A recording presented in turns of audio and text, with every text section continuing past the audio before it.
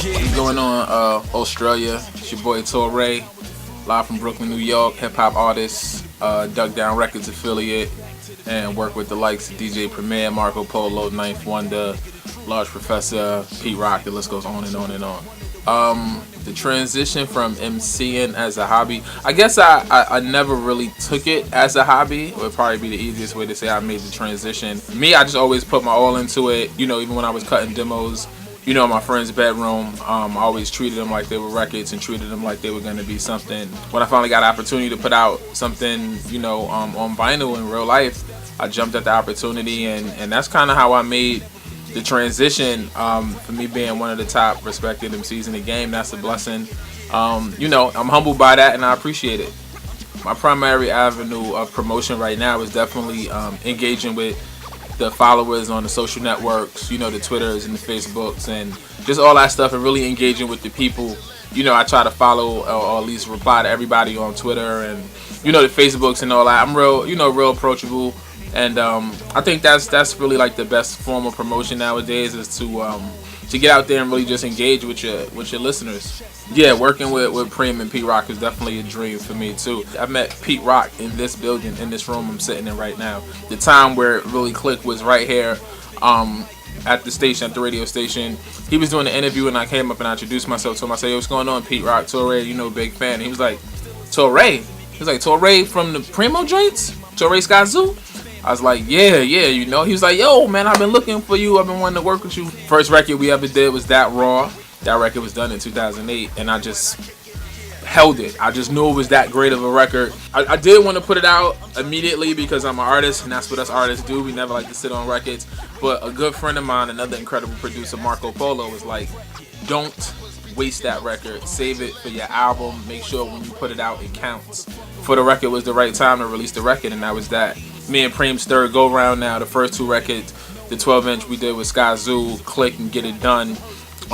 You know, that first experience was crazy too, working with Preem, and we had mutual friends, and it was like the conversation ongoing that Preem and I were gonna get together and work on something, and people kept saying, "Oh yeah, he likes your stuff, he wants to work with you," but never did I think it was actually gonna happen until I got that phone call. It was like, "Yo, Preem wants you to meet him at headquarters and wants to cut the record." You know, it turned into, I would say, arguably one of the dopest 12 inches in the last few years, you know, the Clicking to Get It Done.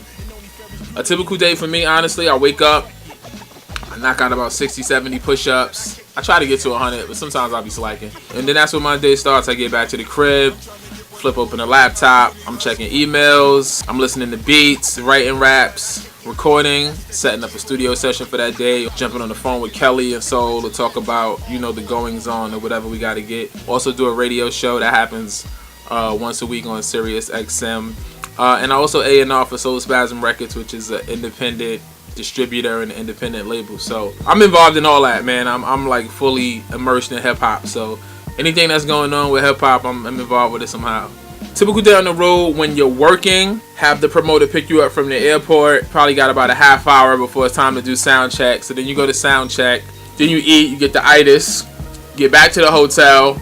You probably got like an hour or two before you're supposed to get on stage. So that's the time where you shower, you take your little nap, or you Skype with your family.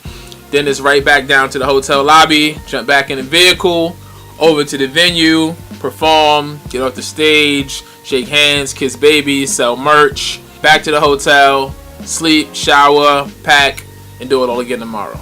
Very first tour, very first show ever on the road with EMC. That's Masta Ace, Strickland, Punchline, and Wordsworth, for those that don't know. This is my first time I had just opened up for the guys, and I'm just in awe of everything that's happening. And there was one guy in the audience who got so, like, I don't know if he was like just super hyped or super riled up, but he was like throwing water and stuff on the stage, put his arm around one of his group mates and his other group mate, and really squared up on the dude, and then just BANG! First show, I was like, whoa. That's what it's like out here. That's what rap life is like. You know, dude was cool. He needed to kind of get put back in his place. I think that foot helped him get reacquainted with the place that he needed to be in, and you know, the rest of the show went on without a hitch. As far as fashion is concerned, it really varies. Like, I do my own thing. You know, I'm a simple dude. I'm a fitted hat, t-shirt, v-neck, tank top kind of guy. You know, a good camo short, and a clean pair of sneakers. That's my style. I'm real basic with it. When you're on stage and you're performing, I guess you are kind of in character sometimes, and you want to look, like a star or a character or whatever. But for me, I keep it simple. I performed today. That's how I did it, man. You know what I mean? In the ones clothing, you know what I'm saying? Fly or die, good tank top. You know what I mean? Let the guns out a little bit. Good fitted, good shoe. That's it, man. I keep it basic. I keep it Brooklyn basic. Man, Duck Down has been super influential. Even before I started working with the label, I followed them from Coney Island and Buckshot. Spent a lot of time in Coney Island, and big shout out to my man Mighty Rail from Coney Island, who introduced me to Buck. Even when they were on the big label and had the big money and this and that, they still kept their format pretty much the same. And then working with with all the guys, man. Tech is as the big homie. Sean Price is really like my big brother. Still is my OG. You know what I'm saying? Like the whole crew, Buckshot of course, and Drew, and even Noah. And Shucky, just it's a real family, like a real family vibe. Real good dudes, man. Great people to learn from. Business wise, as far as the MCs on the roster, definitely some of the best lyricists and MCs in the game. So watching them from that aspect and picking up little tools and gems from them, even going out on the road and the way they do their shows, you know what I'm saying? So much to learn. So I definitely picked up a lot in my time watching Duck Down coming up and being affiliated with them. It's too much, man. It's just too many songs. I could never, narrow it down. I love Slick Rick. You know what I mean? I love Rakim. I love EPMD. I love Black Moon. I love Nas. If I had to be trapped with one album to listen to for the rest of my life, it would be Illmatic. 3 favorite movies of all time. Juice, just because it's an urban, classic, New York City hip-hop movie. E.T., because who doesn't love E.T.? Well, except for Jay-Z. That guy doesn't like E.T., but who doesn't love E.T.? Friday. 1 or 2. Definitely. I mean, 1 is hands down classic top to bottom. So, yeah, I'll go with Friday 1.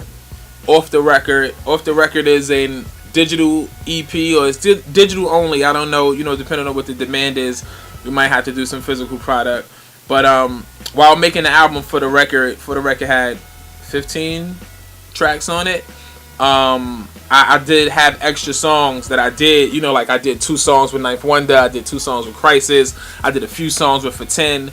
So, and I just kind of used the songs that I felt told the story best on my album, but I still had these crazy records. And I looked and I was like, wow, For the Record came out 8 months ago, and the people keep asking for new music. So Off the Record is coming out August 28th. I'm really excited about it. Was in the studio early today mixing the last of the records. They sound incredible. Beat Mine is on there.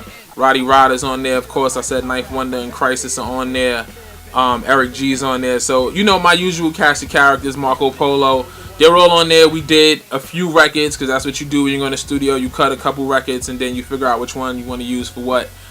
So Off the Record is coming along with the Off the Record docu-series, which captures the whole recording process of making the album and going on tour and all the fun stuff that people care about, that rappers do.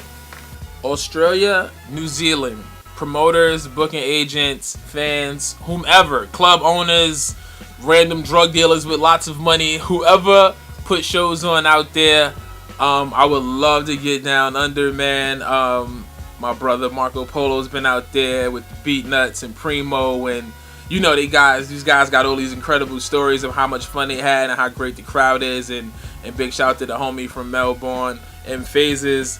I would love to get out there. That's one of the few places I haven't been to perform at, and if there's a dope hip hop crowd out there, then I definitely want to experience it. So I would love to get out there, man, and see some kangaroos and some dope hip hop and just experience the culture and the life. I want to thank you all for having me. Thank you for sitting here, listening to me ramble on and on and on about my boring ass life. Big shout out to the Ones clothing line, keeping me fresh. I need another package. Appreciate everybody checking me out. For the Record is out there right now. Off the Record will be out there by the time this goes up. Google Torae, man. Anything you ever wanted to know about me is online. 97% of it is true.